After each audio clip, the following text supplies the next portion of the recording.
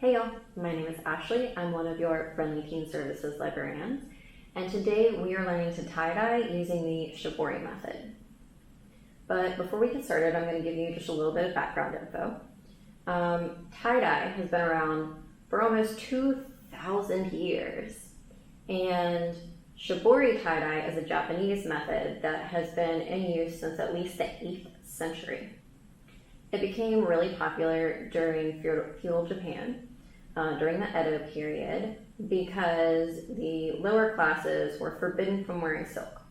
And cotton and silk were also too expensive for most of them. So they had to make do with hemp clothing, which was not the greatest quality. And so Shibori tie-dye emerged as a way to renew that fabric after it had been stained or faded or damaged. Now, as time went on, the popularity of Shibori tie-dye skyrocketed, and you had all of these different regional techniques that emerged. It wasn't just a technique to freshen up old clothing anymore. It was its own unique art style. And it got to the point where the aristocracy was actually paying artisans big bucks to make them elaborately dyed silk kimonos. So today, we are going to learn two different Shibori tie-dye techniques. These are modern takes on traditional styles. So traditionally, Shibori would be done with one color. It was usually dyed using indigo, though occasionally you would have people using madder or purple root. But we're going to be doing modern tie-dye, so we'll be using rib dye. And you have two dyes in two different colors in each of your kits. These kits are available for pickup at the Greenwell Springs Library starting July 5th. We have a limited supply, so get them while you can.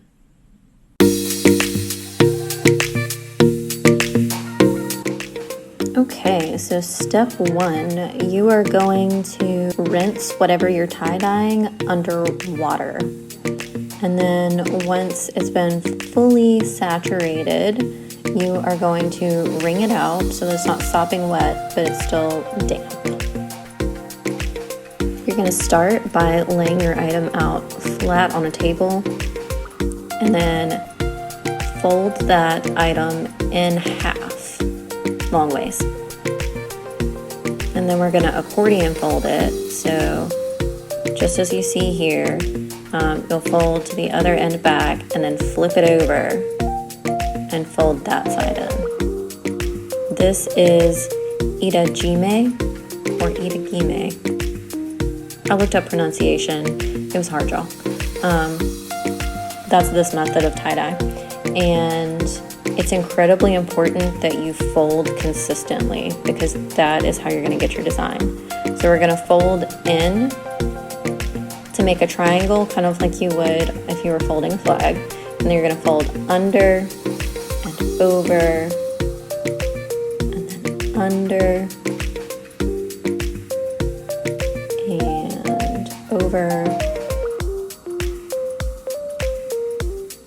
And just keep going just like that. Make sure that you are going back and forth because if you accidentally keep going up in the same direction, it's not going to come out right. And you want your folds to be as straight and symmetrical as they can be. Once you have finished folding your item, you're going to take those two cardboard pieces and sandwich it between them. Traditionally, we would be using wooden blocks for this, but budget. And then you're going to clamp it down by rubber banding it all around. Now you're going to prep your dye. Take your gallon Ziploc bag and put about 4 cups worth of hot water in there. Measurements don't have to be real precise on this. You want it to be enough that you can put your little triangle folded item in there and the dye will cover it. But you don't want a whole lot extra because the more water you have, the more it's going to dilute the dye. Once you have a sufficient amount of water, you're going to put your little dye and salt in there and mix it up.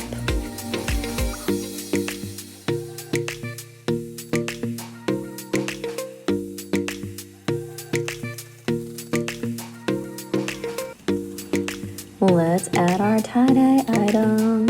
Okay, it's gonna go in the bag, and then you're just gonna close it.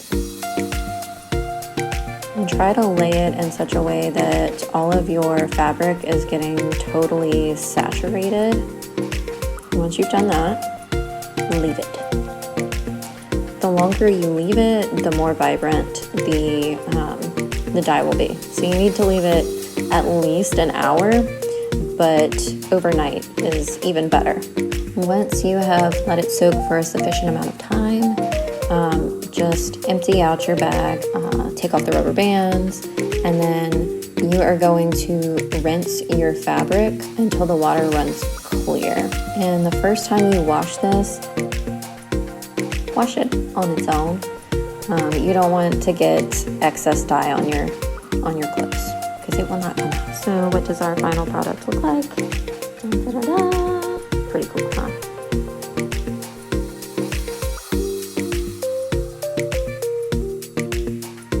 Okay, so start with damp fabric again, just like before, and then you are going to fold it into thirds. And if you're doing like a t-shirt or something, try not to fold it like straight in the middle. Now this is called Arashi tie-dye or pole dyeing tie-dye. So you wrap your t-shirt, pillowcase, whatever it is, diagonally around a pole. We are using 12 inches of a pool mule, rubber band it at the end, and then take your string and tie it to that rubber band. After you've done that, you're going to wrap it every half inch or so.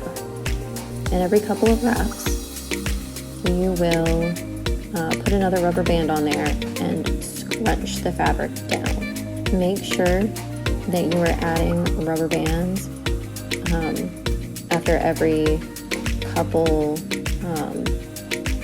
loops of the string, because I did not do that the first time and it did not want to scrunch correctly at that time. It was too hard to move it down that pool noodle. I think it would have been fine if it had been a smoother surface, but with this, you want to make sure that you're scrunching it up every couple inches. When you're finished, just kind of tie off.